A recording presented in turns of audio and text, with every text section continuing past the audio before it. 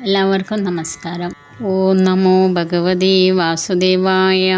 ശ്ലോകം 16.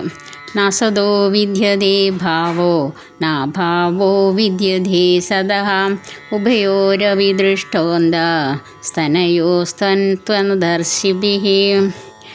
സാരം: ഇല്ലാത്തതായ ഒന്നിന് അഥവാ ഭൗതിക ശരീരം നിലനിൽപ്പില്ല. സനാതനമായതിന് ആത്മാവിന് നാശവുമില്ല.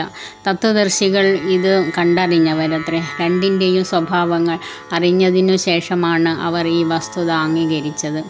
ഭാവാർത്ഥം: മാറ്റം വന്നുകൊണ്ടേയിരിക്കുന്ന ശരീരം ശാശ്വതമല്ല. വ്യത്യസ്തങ്ങളായ സെല്ലുകളുടെ പ്രവർത്തനങ്ങളാലും പ്രതിപ്രവർത്തനങ്ങളാലും നിമിഷം തോറും ശരീരത്തിൽ മാറ്റങ്ങളുണ്ടാകുന്നു എന്ന് ആധുനിക വൈദ്യശാസ്ത്രം സമ്മതിച്ചിട്ടുണ്ട്.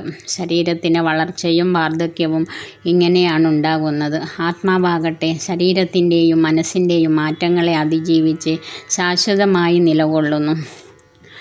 അജ്ഞാനത്തിന് അടിമപ്പെട്ട് പരിഭ്രാന്തരാകുന്ന ജീവാത്മാക്കൾക്ക് വേണ്ടി ഭഗവാൻ നൽകുന്ന ഉപദേശം ഇവിടെ ആരംഭിക്കുകയാണ്. പൂജ്യനും പൂജകനും തമ്മിലുള്ള ശാശ്വത ബന്ധം പുനഃസ്ഥാപിക്കപ്പെടുകയും അങ്ങനെ പരമപുരുഷനും തദംശങ്ങളായ ജീവാത്മാക്കൾക്കും തമ്മിലുള്ള വ്യത്യാസം എന്തെന്ന ബോധമുദിക്കുകയും ചെയ്യുമ്പോൾ അജ്ഞത ശമിക്കുന്നു.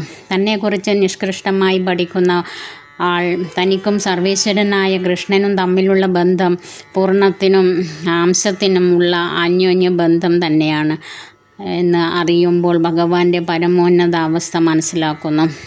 വേദാന്ത ഗ്രന്ഥങ്ങളിലും ഭാഗവതത്തിലും പരമപുരുഷനെ എല്ലാ പ്രാദുർഭാവങ്ങളുടെയും ഉറവിടമായി അംഗീകരിച്ചിട്ടുണ്ട്. ഇങ്ങനെയുള്ള പ്രാദുർഭാവങ്ങൾ ഉത്തമാധമ പ്രകൃതികളായാണ് അനുഭവപ്പെടുന്നത്. ജീവാത്മാക്കൾ ഉത്തമ പ്രകൃതിയുടേതാണെന്ന് 7-ാം അധ്യായം വ്യക്തമാക്കുന്നുണ്ട്. ശക്തിയും ശക്തിമാനും തമ്മിൽ അന്തരമില്ല.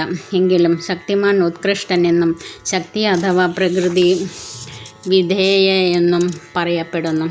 അങ്ങനെ ജീവാത്മാക്കളെല്ലാം യജമാനന് സേവകരെന്ന പോലെ ഗുരുവിന് ശിഷ്യരെന്ന പോലെ അജ്ഞാനത്തിൻ്റെ സ്വാധീന വലയത്തിലായിരിക്കുമ്പോൾ ഈ വ്യക്തമായ ജ്ഞാനം ലഭിക്കുക സാധ്യമല്ല.